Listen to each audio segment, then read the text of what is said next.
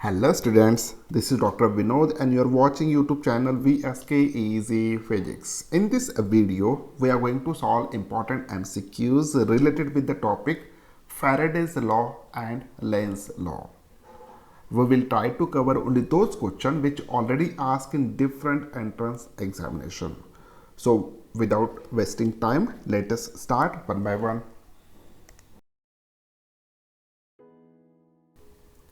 First question, the direction of induced current is such that it opposes the very cause that has produced it. This is the law of. जैसे कि हमने इस पूरे chapter में discuss किया था कि वहाँ पे दो लॉज है. First one is a Faraday's law, second one is a Lenz law. What Faraday's law gives?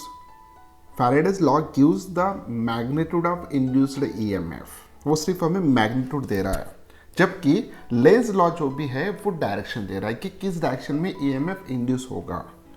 Okay, तो यहाँ पे जो स्टेटमेंट आ रहा है, it is related with the direction of that induced EMF. The direction of induced current is such that it opposes the very cause that has produced it. यानी जिस cause की वजह से वो ईएमएफ इंड्यूस हो रहा है वो उसको अपोज करेगा. इंड्यूस्ड ईएम हो या इंड्यूस्ड करंट हो, दोनों का डायरेक्शन सेम होता है. ओके, तो इस केस में करेक्ट आंसर कौन सा होना चाहिए? The correct answer is Lenz law. This is the correct answer.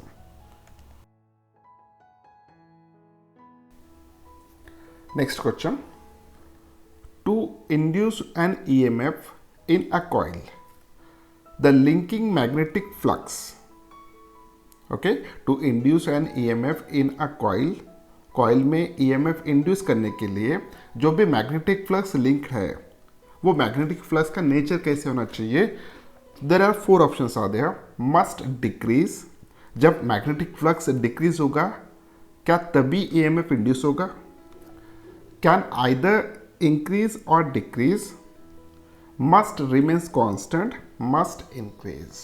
सो यहाँ पे जो भी इक्वेशन है, according to Lenz and Faraday's law, the EMF induce it is equals to minus N D phi by D T. So this D phi represent the change in flux. This represent the change in time interval. This N represent the total number of turns inside that coils. उस coil में कितने turns है वो represent कर रहा है. तो EMF जो भी है किसके ऊपर डिपेंड होता है? It depends on change in flux. जब हम फ्लक्स के बारे में बात करें तो it is depends on change in flux. तो flux change means either it may increase और इट मे डिक्रीज. अगर इंक्रीज भी हो रहा है तो वहाँ पे चेंज हो रहा है, अगर डिक्रीज भी हो रहा है तो वहाँ पे चेंज हो रहा है. तो उस चेंज के ऊपर डिपेंड होता है. So therefore the correct answer of this question is can either increase or decrease. This is the correct answer. Next question, जो कि बहुत important है. A solenoid is 1.5 meter long and its inner diameter is 4 centimeter.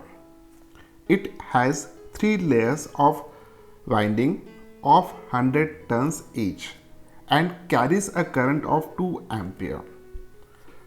The magnetic flux for a cross section of the solenoid is nearly. Okay, here we have to find out the magnetic flux. The magnetic flux is equals to question mark. सबसे पहले वो लिख लेते हैं. उसके बाद क्या क्या दिया है वो हम देख लेते हैं. यहाँ पे एक सोलेनॉइड दिया है जिसका लेंथ कितना है 1.5 metre. So length which is given which is equals to 1.5 metre और उसका डायमीटर दिया है which is equals to 4 centimeter. So यहाँ पे डायमीटर अगर 4 सेंटीमीटर है तो उसका रेडियस हम कंसिडर कर सकते हैं. यहाँ पे it's a 2 into 10⁻⁻² metre. It has 3 layers of winding of 1000 turns. Okay, so 3 layers है. एक लेयर में कितने टर्न्स है? 1000. So total number of turns in that solenoid it should be equals to 3000. Okay, 3000. And current जो भी flow हो रहा है that current is equals to I that is the amount of current flowing through that one, is equals to 2 ampere. Here we have to find out the magnetic flux.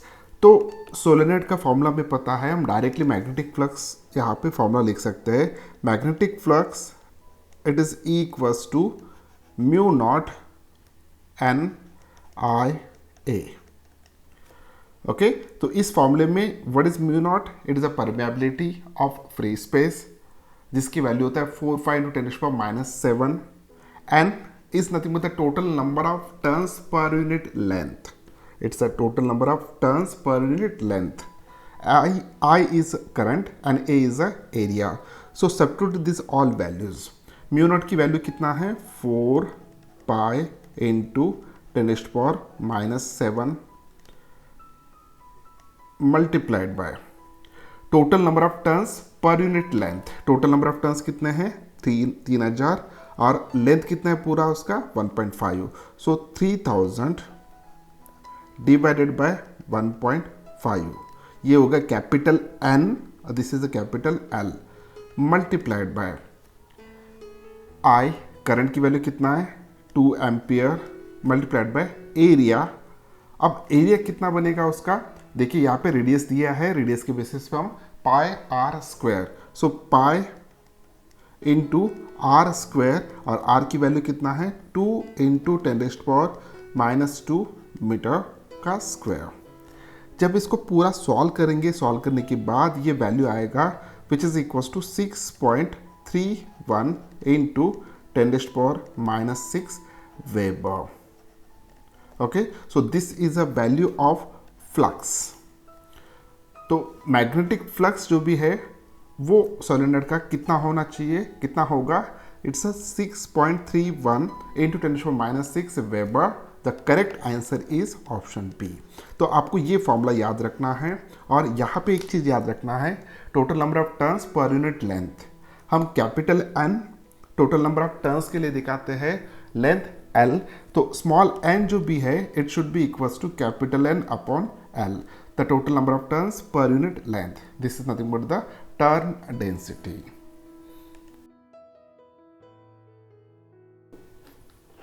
Next question. The magnetic flux linked with a coil in Webers is given by the equation phi is equals to 3t² plus 4t plus 9. Then the magnitude of induced EMF at t is equals to 2 seconds will be.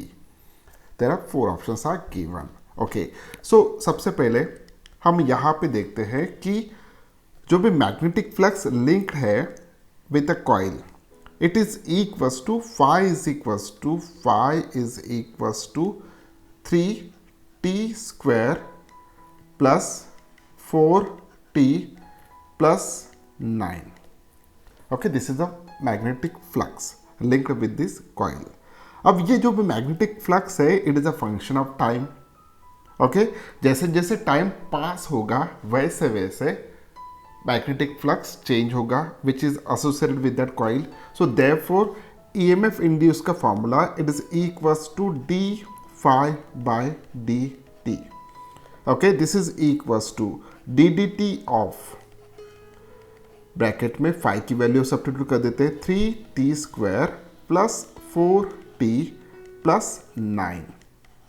Okay, so 3t² का derivative कितना होना चाहिए? It's equals to 6t plus 4t का derivative कितना होगा? 4.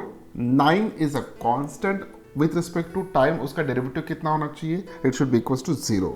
सो EMF की value कितना आया? 6t plus 4. लेकिन अब हमें यहाँ पे देखने को मिल रहा है कि EMF is also the function of time. जैसे जैसे टाइम पास होगा वैसे वैसे ईएमएफ की वैल्यू भी बढ़ेगा. ओके, इंड्यूस्ड ईएमएफ की वैल्यू. तो हमें EMF magnetic of induced EMF चाहिए, लेकिन कब? जब t की वैल्यू 2 सेकंड है. तो यहाँ पे when the value of t is equals to 2 second, so at that time e is equals to 6 multiplied by 2 plus 2. यानी हमने t की वैल्यू कितना सब्स्टिट्यूट किया? 2. तो 6 multiplied by 2 is equals to 12 plus 2 is equals to 14. Okay, so यहाँ पे this is equals to 4. Okay, 6 multiplied by 2 is equals to 12 plus 4, this is equals to 16. Okay, the 16 volt इतना EMF induce होगा when the time is equals to 2 seconds. The option D is correct one. Next question. A moving conductor coil in a magnetic field produces an induced EMF. This is in accordance with. Okay, so according to Faraday's law, we know that whenever the magnetic flux changes which is linked with any conductor coil, okay, so in that case definitely EMF get induced. so यहाँ पे सीधा सीधा answer कौन सा होगा, Faraday's law होना चाहिए. Next question. Magnetic flux phi in Weber linked with a closed circuit of resistance 10 ohm varies with time as phi is equals to phi t square minus 40 plus 1. The induced electromotive force, that is induced EMF in the circuit at t is equals to 0.2 second is. अब यहाँ पे ये जो भी problem है, इसके पहले जो भी प्रॉब्लम सॉल्व किया था हमने, वहाँ पे मैग्नीट्यूड ऑफ इंड्यूस्ड EMF बोला गया था. ओके, यहाँ पे मैग्नीट्यूड नहीं बोला गया, तो इसका मतलब है answer it may be in positive और it may be in negative. तो आंसर इनमें से कुछ भी हो सकता है. तो अब इसको हम सॉल्व कर लेते हैं. As we know that according to Faraday's law and Lenz law, the induced EMF E is equals to minus d phi by dt. So this is equals to E is equals to minus d dt of, okay, phi की value हम यहाँ पे substitute कर देंगे which is equals to 5t square minus 40 plus 1. So 5t square minus 4t plus 1, this is equals to, okay, तो यहाँ पे first part का डेरिवेटिव कितना आएगा, 5t स्क्वायर का derivative with respect to t, it is equals to 10t. So minus 10t minus 4, okay, क्योंकि इसका derivative आता है 4 और इसका डेरिवेटिव आता है 0, तो it's a minus 4. So electromotive force या induced EMF is equals to minus 10t minus 4. Okay, अगर ब्रैकेट को सॉल्व कर लेते हैं तो यहाँ पे आएगा this is equals to minus 10t plus 4. Okay, अब हमें EMF फाइंड आउट करना है at time t is equals to 0.2 second. So therefore E is at electromotive force at time t is equals to 0.2 second. It is equals to minus 10 multiplied by 0.2. हम यहाँ पे t की value substitute कर रहे हैं plus 4. So this is equals to, ये कितना होना चाहिए, minus 2, okay, plus 4. This is equals to 2 volt. So option D is correct one. Next question, जो कि थोड़ा easy है. The formula for induced EMF in a coil due to change in magnetic flux through the coil is, here A represent area of the coil and B represent the magnetic field. The first option is electromotive force, that is the EMF, induced EMF is equals to minus A into dB by dt. Second option, E is equals to minus B dot dA by dt. Third option, minus d dt of A dot B. और ये last option है E is equals to minus d dt A cross B. तो यहाँ पे A is a area of that coil and B is a magnetic field. Okay, तो जैसे हमने देखा था फ्लक्स को डिफाइन किया था, तो flux is equals to what, the flux is equals to it's a B dot A, it's a vector B dot vector A. Okay, so यहाँ पे ए डॉट बी या B dot A it's a commutative, तो हम इसको कैसे लिख सकते हैं, B dot A, sorry A dot B भी लिख सकते हैं. This is the phi, that is the magnetic flux associated with that coil, yeah, linked with that coil, where A represent the area vector and B represent the magnetic field vector. So दोनों vector product है. अगर यहाँ पे इनको अगर हम explain करते हैं तो यहाँ पे ए बी कॉस थीटा आता है, क्योंकि डॉट प्रोडक्ट है दोनों में का. अब यहाँ पे इलेक्ट्रोमोटिव फोर्स यानी इंड्यूस्ड ईएमएफ की वैल्यू कितना होता है? It is a minus D five by D T. It's a minus D five by D T. Okay, तो इसके बेसिस पे यहाँ पे फाई की वैल्यू हमें सब्स्टिट्यूट करना है, this one. So E is equals to minus D T T of. So it's a dot product between A and B vector. So यहाँ पे वेक्टर का नोटेशन नहीं दिया है. ओके, अगर वेक्टर्स का नोटेशन देते तो option C is correct one. Minus D D T of A dot B. This is the dot product between this two vectors. तो C option is correct one.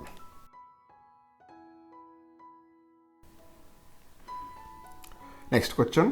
A coil has 1000 turns and 500 centimeter square as its area. एक coil दिया गया, उस coil में कितने turns है? 1000, और उसका एरिया कितना है? 500 centimetre square. The plane of the coil is placed at right angles to a magnetic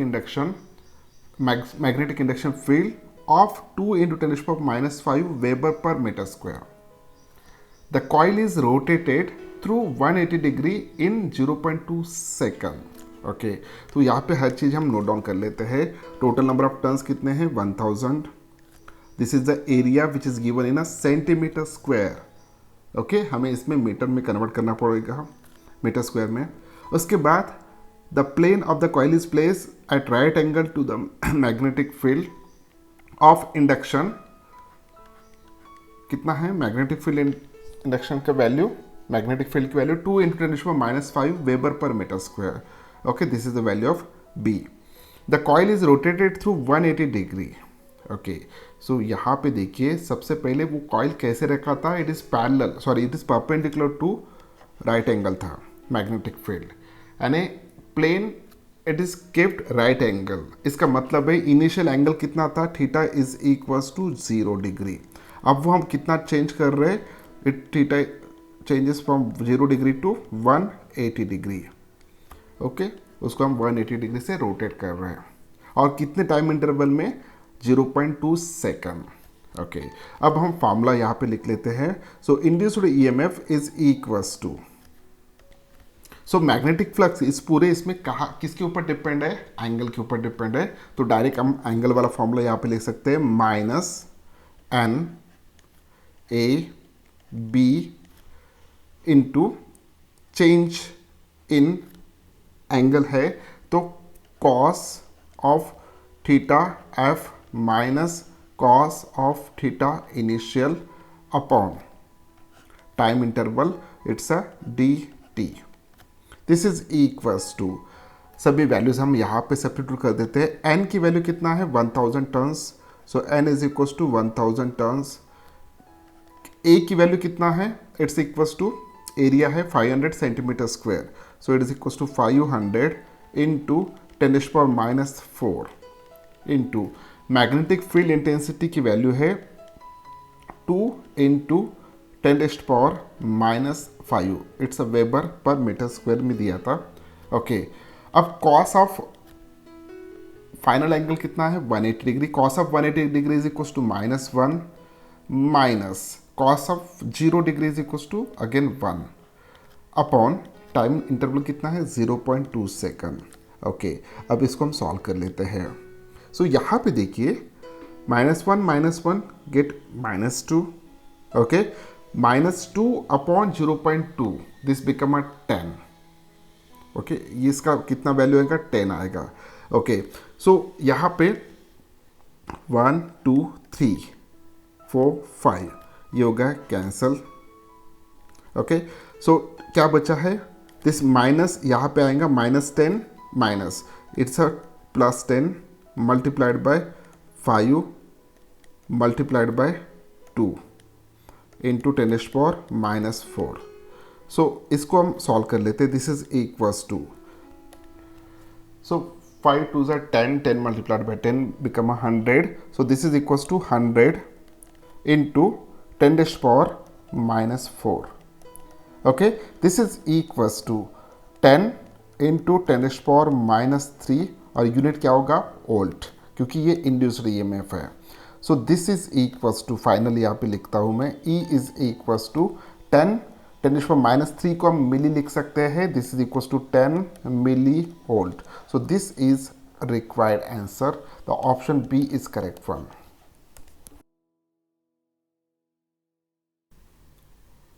Next question. The magnetic flux linked with a circuit of resistance 100 ohm increases from 10 to 60 webers. The amount of induced charge that flows in the circuit is in coulombs में है. Okay, so we have to find out here the amount of charge induced या amount of induced charge. Last video में हमने एक formula find out किया था induce charge का, और वो फॉर्मूला था Q is equals to D phi pi R. आपको अगर आप याद होगा तो.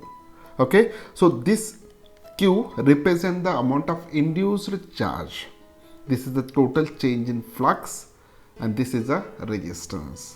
तो उस सर्किट का रेजिस्टेंस कितना है 100 ओम. अब फ्लक्स कितना चेंज हो रहा है, इट इज इक्वल्स टू 10 से लेके वो 60 तक चेंज हो रहा है. यानी फाइनल कितना है 60 है और इनिशियल कितना था 10 है. सो कितना चेंज हुआ, यहाँ पे 50 चेंज हुआ है. So total change in flux is equals to 50. Okay, so यहाँ पे हम लिख लेते हैं total change in flux is equals to 50 upon resistance की वैल्यू कितना है 100. So this is equals to Q is equals to 0.5. Okay, coulomb. So this is required answer. So option A is correct one.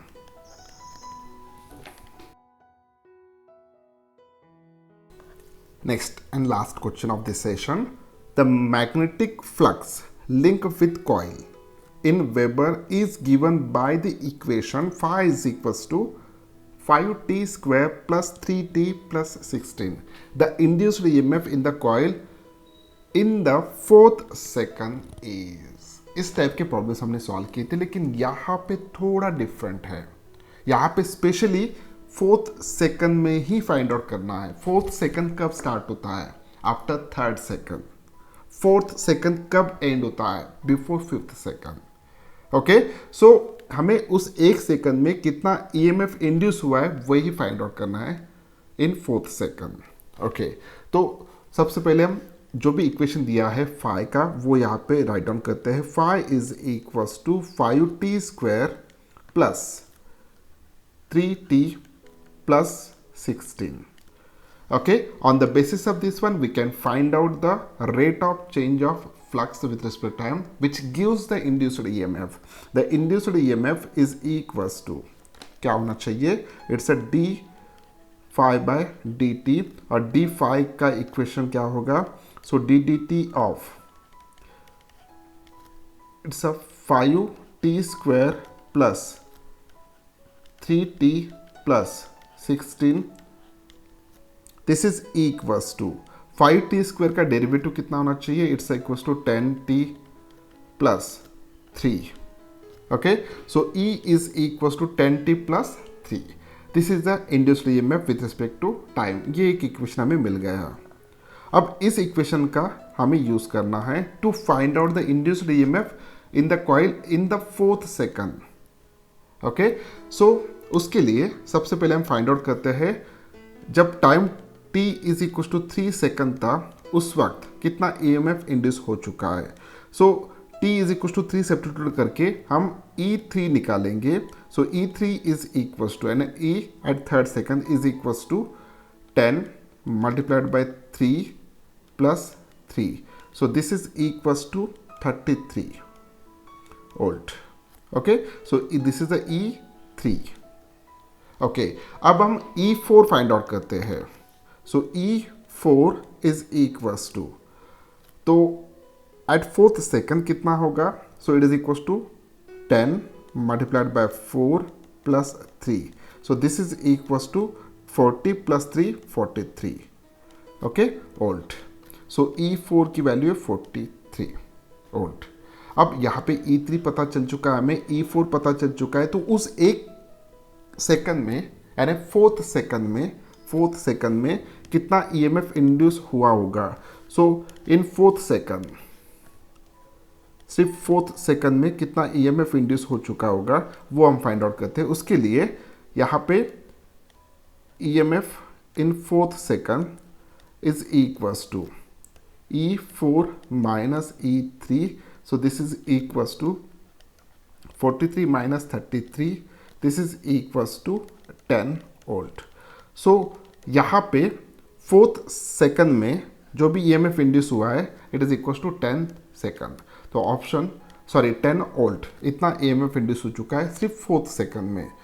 तो option A is correct one. Okay, this was a last question जिसको हमने कर लिया solve. उम्मीद करता हूँ कि आपको ये वीडियो अच्छा लगा. अगर वीडियो अच्छा लगा तो इस वीडियो को लाइक कीजिए, अपने दोस्तों के साथ शेयर कीजिए, और अभी तक अगर आपने इस चैनल को सब्सक्राइब नहीं किया तो चैनल को सब्सक्राइब कीजिए. Thank you very much. Bye bye.